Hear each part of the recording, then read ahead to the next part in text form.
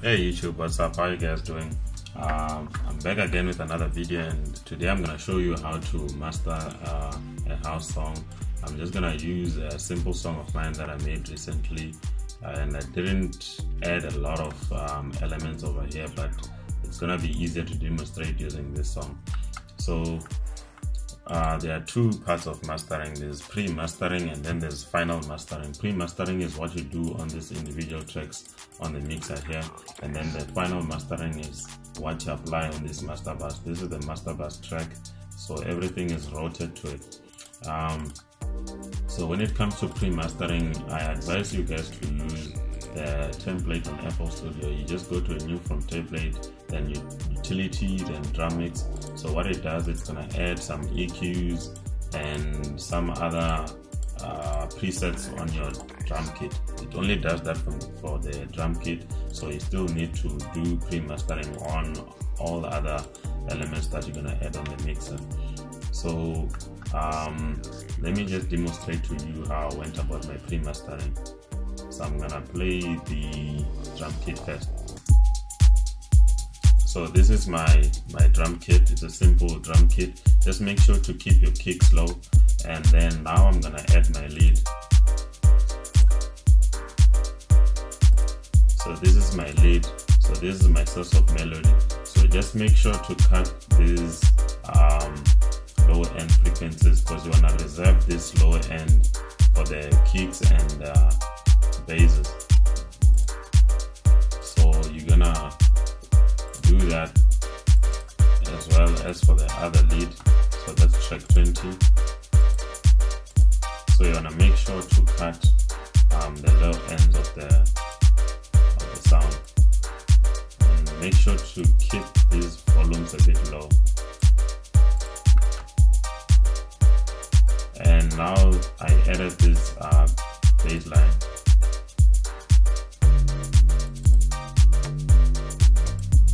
And this is how I went about mastering it. That's the tube bass on the hypersonic plugin. So you want your bass line to occupy the low ends. You don't want it to fully be on the low, because I just don't like it fully on the low, so I just cut it a bit of low frequencies, and now I added a synth.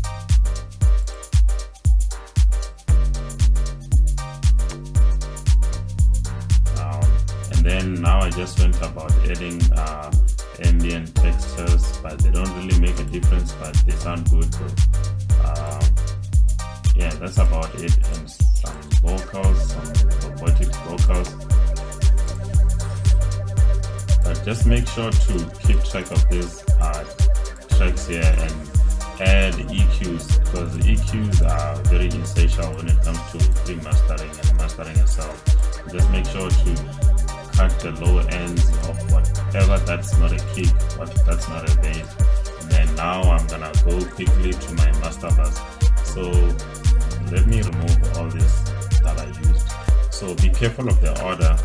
So I'm just gonna add a Yulin loudest meter right at the bottom, because if I put it at the top, it's not gonna capture what's happening, because it only captures what's on top of it. So I'm gonna put it right at the bottom. So right at the top, I'm gonna put a parametric EQ, and I'm gonna go right click on these arrows and apply this 20 Hz to 18 kHz cut, and turn it on, of course. So now we wanna reach our 0 dB threshold.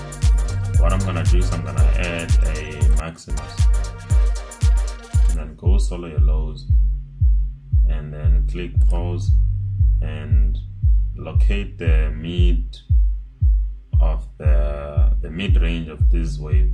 So it's playing at average of about negative 25.3 decibels. I'm reading the value from the upper left hand corner. So you wanna go right click there and take that node to say negative 18, and take that to negative 3.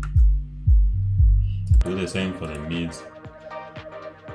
It's not easier to read because these signals are very low, but I like them very low so that we can just apply gain at once and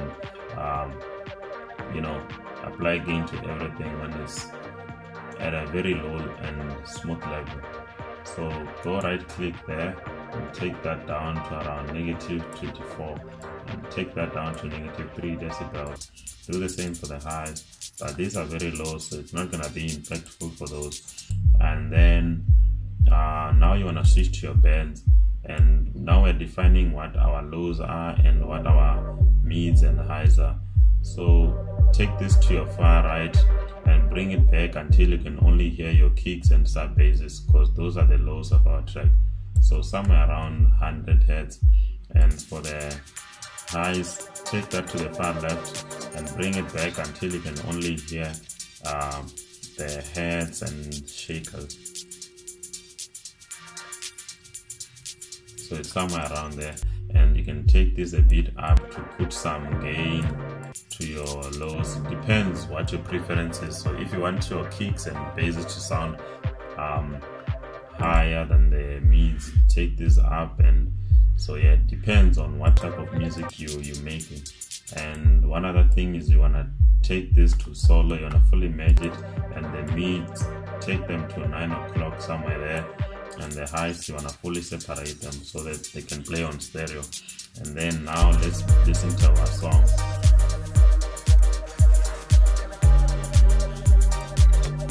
So what I did is I've been applying all of these when my song was in mono. I do this so that I can hear how it sounds in mono. Say for instance, someone is playing my song using a mono sound system. I want to hear how they perceive my song, so that's why I master it in mono.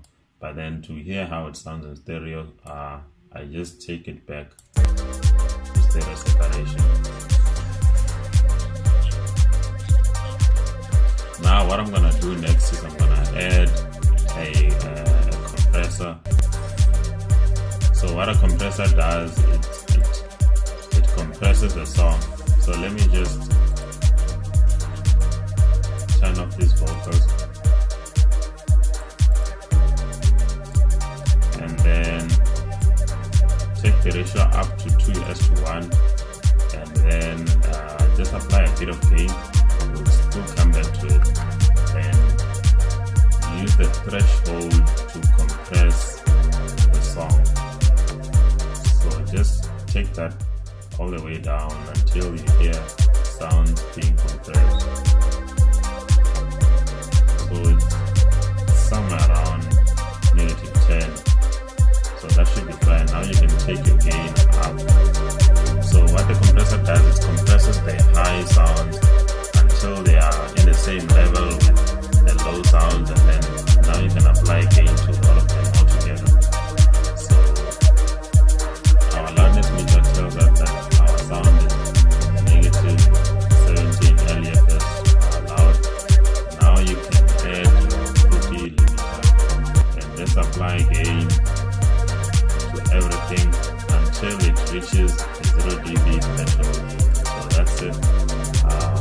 But we want to be at around -8.7. So now you can go to your compressor, put more gain, put a little bit of it.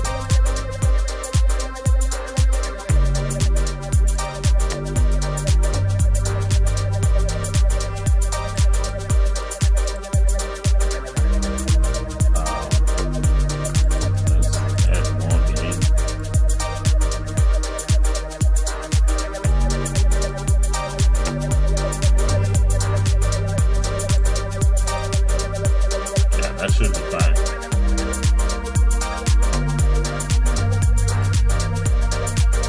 That should be fine.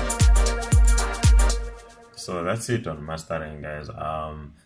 I'm sure you've got different ways when it comes to mastering. Everyone has their own style, but if you feel that I can better improve on my style, just share your ideas, because I believe everyone masters differently.